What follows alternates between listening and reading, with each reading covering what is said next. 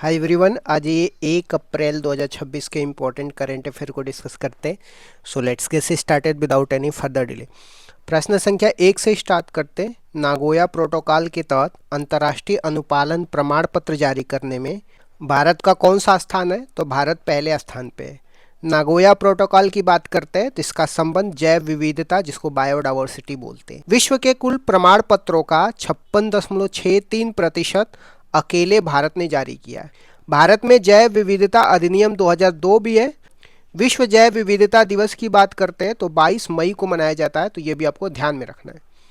Next question में आ जाते हैं। हाल ही में किस भारतीय नेता ने भारत को वामपंथी उग्रवाद, जिसको नक्सलवाद बोलते हैं या नक्सलिस्ट बोलते हैं, इससे मुक्त घोषित किया है? तो केंद्रीय गृह मंत्री अमित शाह ने 30 मार्च 2026 को भारत को नक्सल मुक्त घोषित कर दिया है।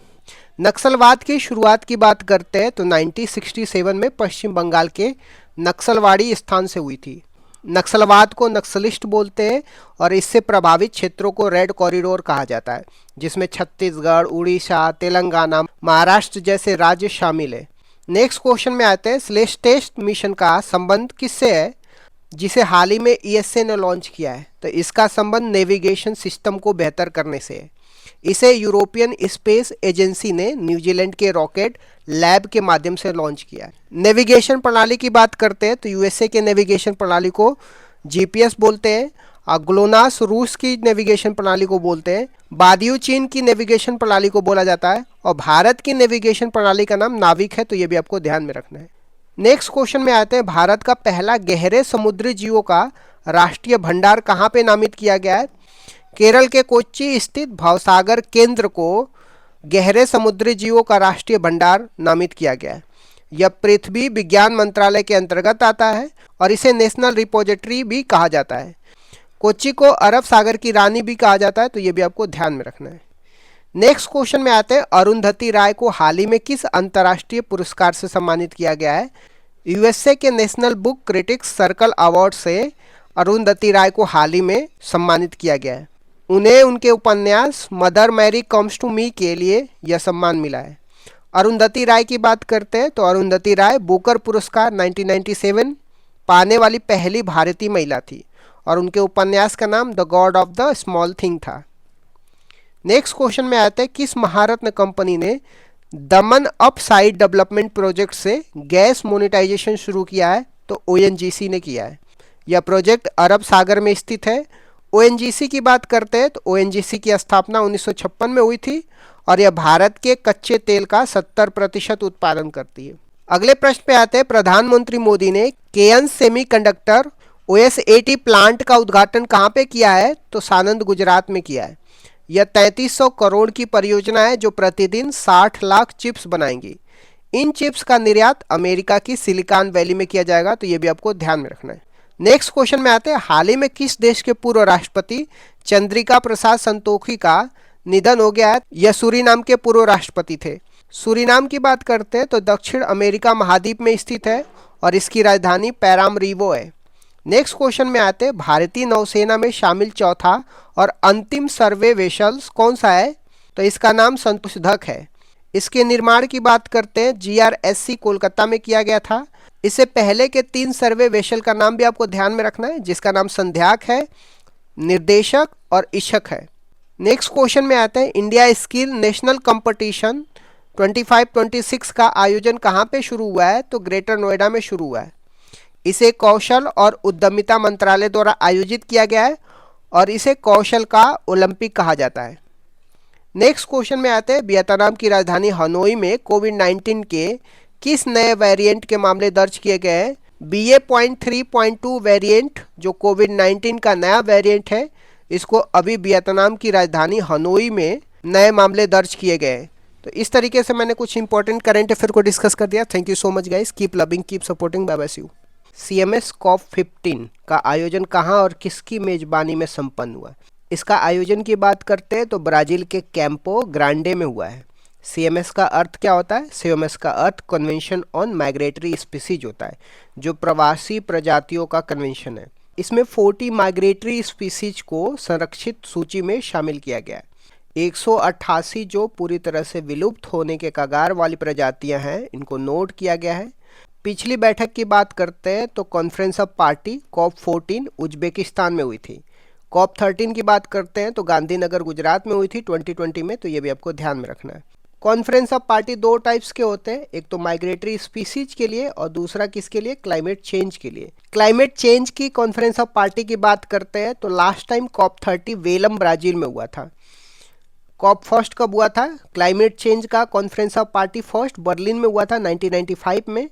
COP 29 बाकू अजरबैजान में हुआ था, तो ये भी आपको ध्यान में रखना है। कॉन्फ्रेंस ऑफ पार्टी 15 जो माइग्रेटरी स्पीसीज के लिए है, इसकी 15 मीटिंग कहाँ पे हुई है, ब्राजील के कैंपे ग्रांडे में हुआ है, तो ये भी आपको ध्यान में रखना है। नेक्स्ट क्वेश्चन में आते हैं, 16 वर्ष से कम उम्र के बच्चों के लिए सोशल मीडिया पर प्रतिबंध लगाने वाला पहला दक्षिण पूर्व एशियाई देश कौन बन गया, तो इंडोनेशिया बन गया। इंडोनेशिया के मैप की बात करते हैं तो इंडियन ओशन और पैसिफिक ओशन से घिरा हुआ है। यहाँ पे स्ट्रेट ऑफ मलक्का है जो साउथ चाइना सी को इंडियन ओशन से जोड़ता है, तो ये भी आपको ध्यान में रखना है। कुछ और भी इम्पोर्टेंट आइलैंड है, जैसे जावा हो गया, सुमात्रा हो गया और बोर्नियो आइलैंड हो गया, तो these are the some important island of the Indonesia, you have to keep in mind that. Okay, Indonesia ने यूट्यूब, इंस्टाग्राम, फेसबुक और एक्स, व्हाट्सअप जैसे प्लेटफॉर्म शामिल हैं। इसका उद्देश्य साइबर बुलिंग और अश्लील सामग्री तक पहुंच को रोकना है। इंडोनेशिया की बात करते हैं तो इंडोनेशिया आसियान का सदस्य है, जिसका full form association of south east Asian nation है, और इसका मुख्यालय आपको जाकार्ता है, तो ये भी आपको ध्यान में रखना है। तो आसियान का मुख्यालय कहाँ पे, जाकार्ता है। नेक्स्ट क्वेश्चन में आते हैं, वर्ल्ड आर्चरी में para Archer of the year 2025 से किसे सम्मानित किया गया है, तो जम्मू कश्मीर की शीतल देवी को para Archer of the year 2025 से सम्मानित किया गया। वे विश्व की एकमात्र बिना हाथ वाली महिला तीरंदाज हैं जिन्होंने विश्व पैरा तीरंदाजी चैंपियनशिप में गोल्ड जीता है। वे अपने पैरों से तीरंदाजी करती है, तो ये भी आपको ध्यान में रखना है। नेक्स्ट क्वेश्चन में आते हैं, गणित के प्रतिष्ठित एबेल पुरस्कार 2026 से किसे प्रदान किया गया है, जर्मन मैथमेटिशियन गर्ड फोल्टिंग को एबेल पुरस्कार 2026 से सम्मानित किया गया है। एबेल पुरस्कार की बात करते हैं तो इसको गणित का नोबेल पुरस्कार कहा जाता है और यह नॉर्वे द्वारा दिया जाता है। उन्हें अंक गणितीय ज्यामिति, जिसको अरिथमेटिक ज्योमेट्री बोलते हैं, के क्षेत्र में कार्य के लिए यह सम्मान दिया गया है। नेक्स्ट क्वेश्चन में आते हैं, अमृत भारत स्टेशन योजना के तहत दिल्ली के कितने स्टेशनों के कायाकल्प की घोषणा की गई है, तो दिल्ली के 13 रेलवे स्टेशनों को शामिल किया गया है। देश भर में कुल 1338 स्टेशनों का इस योजना के तहत पुनः विकास किया जाएगा। भारत का सबसे लंबा रेलवे प्लेटफॉर्म की बात करते हैं तो हुबली कर्नाटक में है, तो ये भी आपको ध्यान में रखना है। नेक्स्ट क्वेश्चन में आते हैं, अडानी डिफेंस द्वारा भारतीय सेना को सौंपी गई LMG के पहले बैच का नाम क्या है, तो प्रहार है। LMG का अर्थ क्या है, लाइट मशीन गन है। यह अडानी ग्रुप और इजराइल के सहयोग से ग्वालियर मध्य प्रदेश में निर्मित हुई है। यह 7.62 mm कैलिबर की गन है, जिसे NG7 के नाम से भी जाना जाता है। हाल ही में भारत की पहली आतंकवाद विरोधी नीति का नाम भी प्रहार रखा गया है, तो ये भी आपको ध्यान में रखना है। नेक्स्ट क्वेश्चन में आते हैं, MLAtrack.com वेबसाइट किस राज्य द्वारा विधायकों के हस्तक्षेप को ट्रैक करने के लिए लॉन्च किया गया है, तो केरल के विधानसभा द्वारा MLAtrack.com वेबसाइट लॉन्च किया गया है। इस पोर्टल पे 2021 से 26 तक के विधायकों द्वारा पूछे गए प्रश्न, उनके द्वारा प्रस्तुत प्रस्ताव का डेटा उपलब्ध होगा। सर्वाधिक विधानसभा की सीटों की बात करते हैं तो 403 उत्तर प्रदेश की है, तो ये भी आपको ध्यान में रखना है। नेक्स्ट क्वेश्चन में आते हैं, हॉकी इंडिया वार्षिक पुरस्कार 2025 में प्लेयर ऑफ द ईयर किसे चुना गया है, तो हार्दिक सिंह को पुरुष कैटेगरी में और नवनीत कौर को महिला कैटेगरी में प्लेयर ऑफ द ईयर दिया गया है। Major Dhyanchand life time achievement award की बात करते हैं तो जफर इकबाल को दिया गया है। इमर्जिंग प्लेयर का अवार्ड की बात करते हैं तो प्रिंसदीप और साक्षी राणा को मिला है, तो ये भी आपको ध्यान में रखना है। नेक्स्ट क्वेश्चन में आते हैं, जंप स्टार्ट तकनीकी से एक दशक बाद ग्रेट इंडियन बस्टर्ड के चूजे का जन्म कहाँ पे हुआ है, तो गुजरात के कच्छ में हुआ है। कच्छ में नर गोंडवान, जिसको ग्रेट इंडिया बस्टर्ड बोलते हैं, इनकी कमी के कारण राजस्थान से 750 किलोमीटर दूर अंडा लाया गया, जिसे जंप स्टार्ट तकनीकी कहा गया। ग्रेट इंडियन बस्टर्ड की बात करते हैं तो IUCN की रेड डेटा बुक में क्रिटिकली इंडेंजर्ड श्रेणी में रखा गया है, तो ये भी आपको ध्यान में रखना है।